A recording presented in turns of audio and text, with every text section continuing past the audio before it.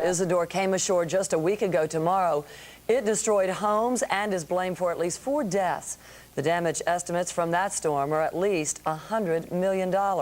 Bay Area volunteers are bracing for the wrath of Hurricane Lilli. Red Cross officials say they have at least 100 people ready to go when the natural disaster strikes.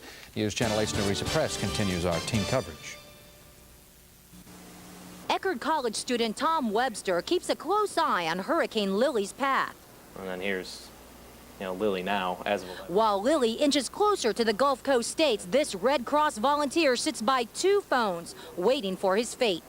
I could go anytime right now. Webster is one of dozens of Bay Area volunteers on active national alert. That means when and if disaster hits, Webster must be available to help on site within 48 hours. We're helping with immediate disaster-related needs, and that's a place to stay, something to eat, clothing if someone's lost their clothing, and we're helping people to have the things they need to continue their own recovery.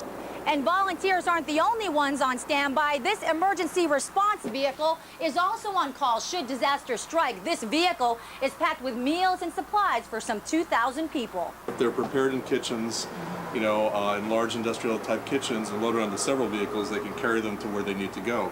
Webster says the next 24 hours should be interesting. The last emergency he got called out on, the Texas floods back in July, kept him out for 12 days. Webster says whatever it takes to help. It's my way of giving back to the community. Nerissa Press, News Channel 8.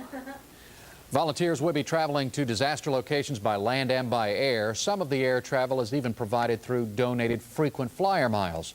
And we have our network of stations in place all along the Gulf Coast. And News Channel 8's Jen Lee is also with one of our crews heading to Louisiana. They'll all be in place for coverage on this storm when it finally rolls ashore sometime tomorrow.